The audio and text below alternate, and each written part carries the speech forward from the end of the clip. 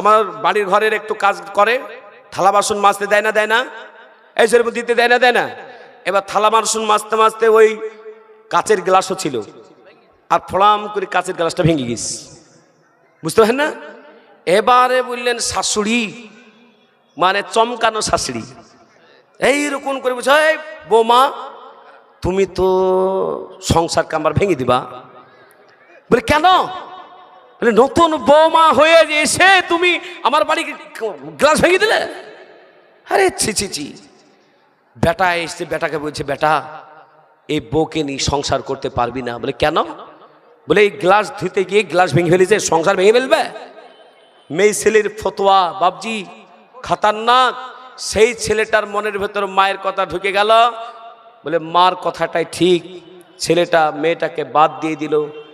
কয়েকদিন আগে আমরা সেখানে গিয়েছিলাম। বলে অপরাধটা কি? বলে ওসব শুনবে না, ওই সমস্ত মা বোনদেরকে নাম রেখেছি আমি বেধর্মী মা, যারা মুসলমান, নামে মুসলমান কিন্তু তারা শিরক বিদআতে লেগে আছে।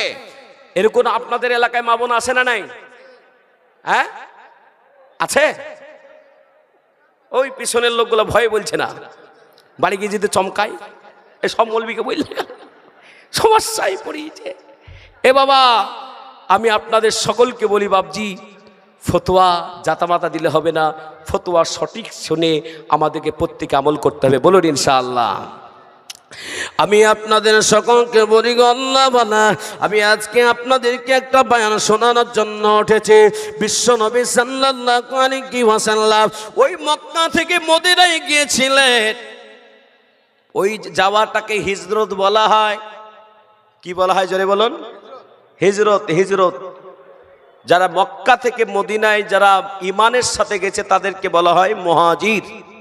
এ বাবা, সেখানে একটা সুন্দর একটা গজল অনেকজন বলে, আমিও বলি, গজলটা বলবো। আজ নবী গো আমার বানায়া সংসার, আজ নবী গো আমার বানায়া সংসার, হিজরত করলেন সোনার মদিনায়। আজ নবী গো আমার, চাচা আসছেন তো? হ্যাঁ, পেশাব করে আসেন, নাহলে ফের পেশাব হয়ে গেলে সমস্যা। যার পেশাব যাবে চলে যান। এ বাবা, এই যে কি বলে ওটাকে, সাহেব পাড়া না কি বলে, সাহেব পাড়ার পাশে একটা কি গ্রামে জলসায় গেছি, ওখানেও পেশাব করে দিয়েছে একটা লোক। দিনাজপুরে তো করেছিল, এটা ফের করে দিল। বলে এই পেশাব করলেন না, পানি ফেললেন, তো বলছে পেশাব হয়ে গেছে। কি ব্যাপার? তো মৌলবীকে বলো। মৌলবী কি করলো? বলছে মৌলবী তো হাত তুলে নিয়েছে, দোয়া করে যেতে, নাহলে দিতেই না।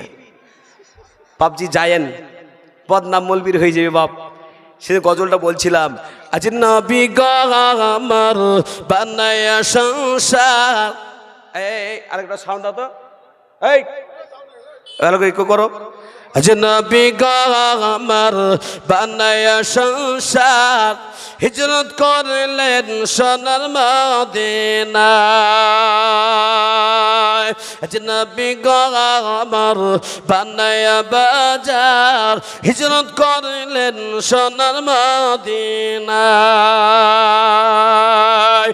আব্দুল্লাহ পৃষ্ঠ হতে মুমিনের গর্ভ হতে, আব্দুল্লাহ পৃষ্ঠ হতে মুমিনের গর্ভ হতে, জন্ম নিলেন নবী মক্কাতে। আজ নবী গো আমার বানায়া বাজার, হিজরত করলেন সোনার মদিনায়।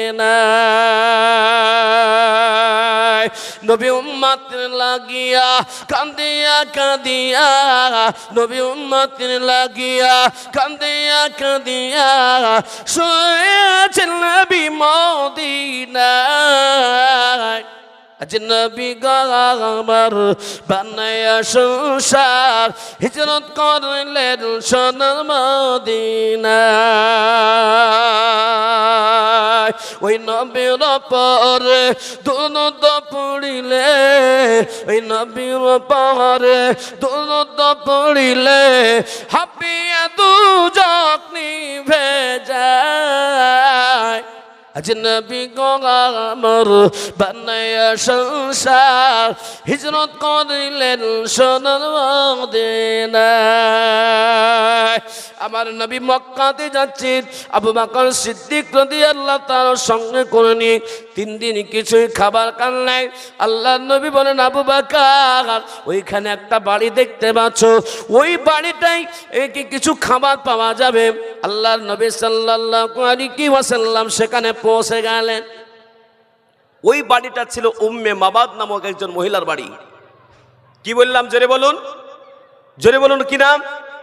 উম্মে মাবাদ। বলুন উম্মে মাবাদ। এই কথাটা মনে রাখেন। উম্মে মাবাদের বাড়িতে গিয়ে নবীজি যখন বললেন, তোমার বাড়িতে বকরির দুধ হবে? বাবা বকরির দুধ খেয়েছেন আপনারা? হ্যাঁ, এখানে মনে হয় এরা খাননি মনে হয়। কিন্তু বকরির দুধ খাওয়াটা কঠিন না সহজ? জোরে বলুন। সহজ, কিন্তু আমি তো মনে করি বিশাল কঠিন বাপ। আমাদের রায়পুরের ওই যে বাগান দেখেছেন, শাল বাগান, সর্দারপাড়া ওই শাল বাগান, আমি ছোট ছিলাম বাপ, তো আমাদের 2টো ছাগল ছিল, আরও সব বন্ধুরা মিলে আর ছাগল চড়াতে গিয়েছি, বাগানে খুব ঘোরাফেরা করছি। দেখ বন্ধু বলছে যে আজকে বকরি দোহাবো, মানে ছাগল দোহাইব। আমি বললাম কি করবি? তো বলছে দই তৈরি করব। দেখবেন একটা বাগানের ভিতরে একরকম গাছ পাওয়া যায়, পাতাটা এরকম করে দিলে ব্যাস দই হয়ে যায়। ওই ওই ওই গাছটার নাম কি গো? হ্যাঁ, দোয়েল। দোয়েলের, আচ্ছা দোয়েল তো দই তৈরি হয়। ওই যে পাতার রস দিয়ে দিল আর সঙ্গে সঙ্গে বললেন আবার দুধ গাঢ় হয়ে গেল, খেতে মজা। পরের দিনে আমি বলছি ফের আবার দোহা। কিন্তু বাপ এরকম করে যখন ধরতে গেছি বাপ, বুঝলেন, প্রণাম করে 1 লাখ, 1 মাস পর্যন্ত আমার বুকে ব্যথা। আমি সেই দিন থেকে নিয়াত করেছি যে ছাগলের পাশে আবার যাবো না। কথা বুঝেন না? বুঝেননি? এ বাবা, নবীজি সাল্লাল্লাহু আলাইহি ওয়াসাল্লাম বাড়িতে গেলেন, উম্মে মাবাদের বাড়ি। বলে দুধ হবে? বলে দুধ হবে কি করে, ছাগলের পালি তো নেই। গেছে আমার স্বামী নিয়ে গেছে ওই জঙ্গলে চড়াইতে। আল্লাহর নবী সাল্লাল্লাহু আলাইহি ওয়াসাল্লাম বললেন, ওই যে একটা বকরি, বলছে ও একবার বাচ্চা দেওয়ার পরে ও আর হাঁটতে পারেনি। নবীজি বললেন, তুমি যদি অনুমতি দাও ওই বাচ্চা, ওই ছাগলটাকে হাঁটাইব আর ছাগলটাকে দহন করব। সম্ভব না অসম্ভব নবীজির কাছে? জোরে বলুন, সম্ভব না অসম্ভব? কিন্তু মহিলা তো জানে না, মহিলা হাসছে। হ্যাঁ, এ নিজের বাচ্চাকে দুধ দিতে পারে না, আর তুমি বলছো দুধ দোহাইবে? বলে তুমি অনুমতিটা দাও। বলে হ্যাঁ দিলাম। বলে তাহলে একটা পাত্র দাও। আচ্ছা, মেয়ে মানুষরা চালাক হয় না? চালাক হয় না? জোরে বলুন। ওরে বাপরে চালাক। উম্মে মাবাদ বাড়ি থেকে একটা এত বড় ডোল নিয়ে চলিছে, লেন একবারে ডোল। বলে যখন দোহাবে বলছে ছোট কেনে দেবো, বড়ই দিব, একবারে বড় করে দিয়ে দিয়েছে। আল্লাহর নবী সাল্লাল্লাহু আলাইহি ওয়াসাল্লাম বলছেন, আবু বকর তুমি সামনের দিকে ধরো, আর ধরার প্রয়োজন নাই। নবীজি শুধুমাত্র এইভাবে হাত দিয়েছে, বকরির ছাগলের গায়েতে হাত দিয়েছে, আর সঙ্গে সঙ্গে ছাগলটা উঠে পড়েছে। বলুন সুবহানাল্লাহ। কিতাবটার নাম, রেফারেন্স দিচ্ছি, কিতাবটার নাম সিরাতে মুস্তাফা, 3 নম্বর খণ্ডতে লেখা আছে, নবীজি যখন দহন শুরু করলেন, চাকচুক করে শুরু করলেন, আল্লাহর কসম ওই কিতাবটাতে লেখা আছে, বিশ্ব নবী সাল্লাল্লাহু আলাইহি ওয়াসাল্লামের হাতের বদৌলতে 1 বছর 2 বছর নয়, নবীজি সাল্লাল্লাহু আলাইহি ওয়াসাল্লামের হাতের ওই বরকতে মোট 18 বছর দুধ দিয়েছিল। জোরে বলুন সুবহানাল্লাহ। নবীজি খেলেন, নবীজি সাহাবা আবু বকরকে পান করাইলেন। মহিলাকে উম্মে মাবাদকে বলছে, উম্মে মাবাদ নাও, তোমার দুধ তুমি নিয়ে নাও। উম্মে মাবাদ বলছে, তোমার পরিচয়টা কি? কি তোমার পরিচয়? নবীজি বলছেন, তুমি আমাকে চেনো না? বলে না। বলে বলো, আজকে যদি ওই লোকটাকে যদি পাও তো তুমি কি করবে? যে লোকটা জাহান্নামের আগুনের ভয় দেখায়, জান্নাতের সুসংবাদ দেখায়, অর্থাৎ দিন ইসলামকে মেনে নিতে পারে, কালেমা মেনে নিতে পারে, বলো ওই মানুষটাকে তুমি যদি পাও, বলো কি করবে বলো। তখন ওই সময়তে বলছে যে আমি যদি পাই না, এই ছাগল চড়ানোর লাঠি দিয়ে তাকে মারবো।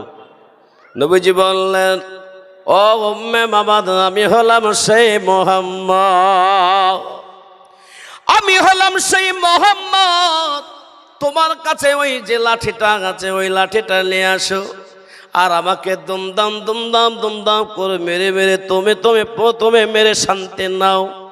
উম্মে বাবা তো চোখের পানি ছেড়ে বলতে লাগলো, যেই বকরিটা আমার একটা বাচ্চা দেওয়ার পরে হাঁটতে পারতো না, চলতে পারতো না, দুধ দহন করতে পারতাম না, স্তনে কোনো দুধ ছিল না, কমজোর হয়েছিল, যার হাতে রসিলায় আজকে আমার বকরি আমার ছাগলটা দাঁড়াইতে পারলো, আমার বকরিটা দুধ দিতে শুরু করেছে।